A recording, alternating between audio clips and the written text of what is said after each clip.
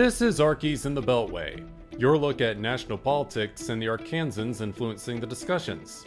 I'm Alex Thomas, Washington correspondent for the Arkansas Democrat-Gazette, reporting from the nation's capital.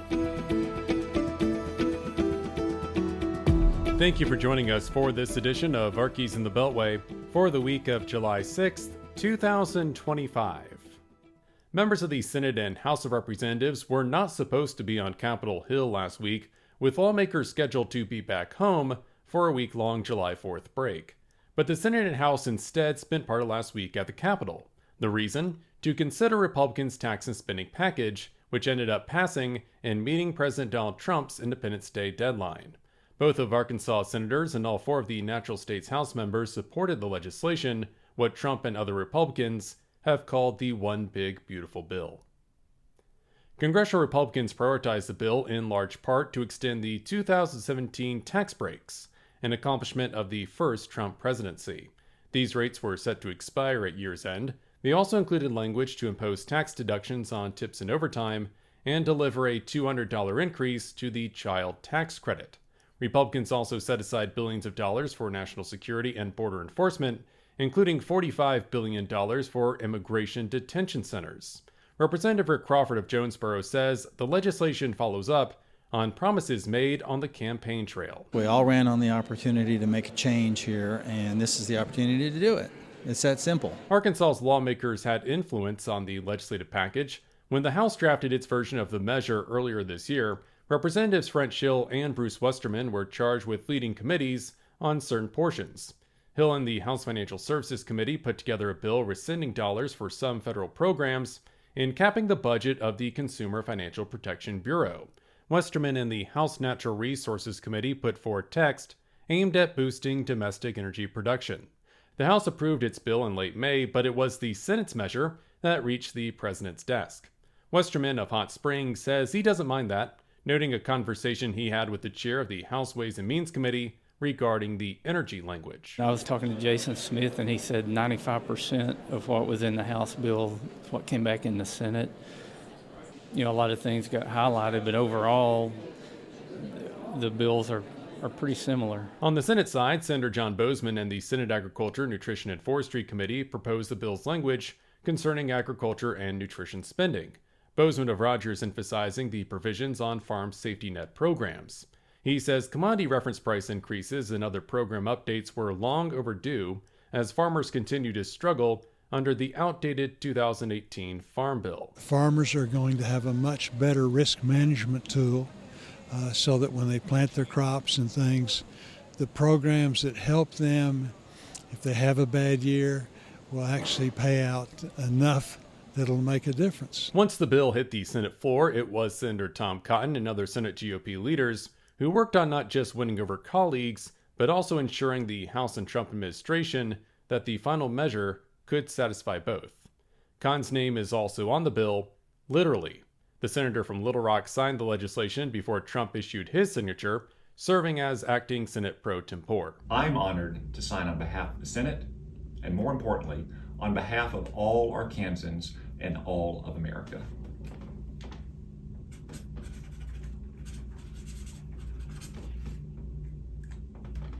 Heading your way, Mr. President. Republicans ran into problems in both chambers while trying to meet the July 4th deadline. Senate Republicans could only afford 3 dissenting votes, those being Maine's Susan Collins, North Carolina's Tom Tillis, and Kentucky's Rand Paul. With Alaska Senator Lisa Murkowski on the fence, Republicans had to tweak the bill to win her support. Changes included a $50 billion fund supporting rural hospitals and delaying nutrition assistance costs for Alaska. Crawford shares his take. It's good to be a senator from Alaska as opposed to a congressman from the 1st District of Arkansas. Apparently you get an awful lot when you show out over there on the Senate side. In the House, Republican leadership and some conservative holdouts met behind closed doors to discuss their disagreements, leaving votes open and bringing the chamber to a standstill. Representative Steve Womack of Rogers was charged with presiding over the House during this time, unable to leave the floor for 16 hours. Colorado Democrat Joe Neguse with this question during one point of Womack's watch. Is it customary for a vote to go over 1 hour? It is not unprecedented though the chair is not a historian. The One Big Beautiful Bill has drawn attention for its cuts to nutrition assistance and Medicaid.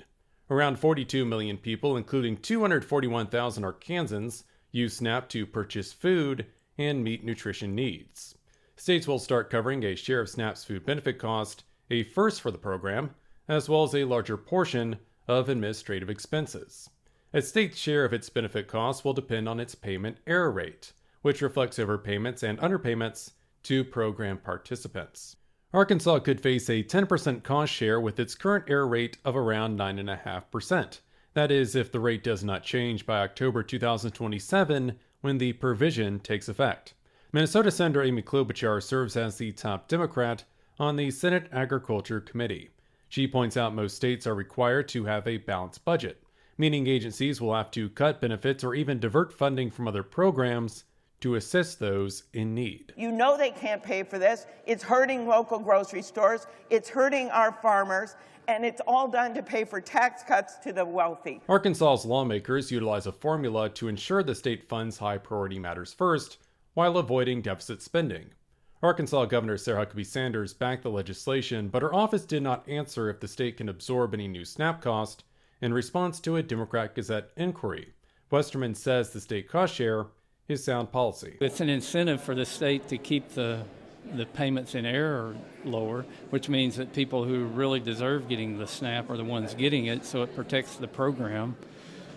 So I don't know what the big complaint is. I think a lot of it gets blown out of proportion. Republicans also push for cutting funds to Medicaid, the joint program between states and the federal government, providing low-income Americans with health care coverage.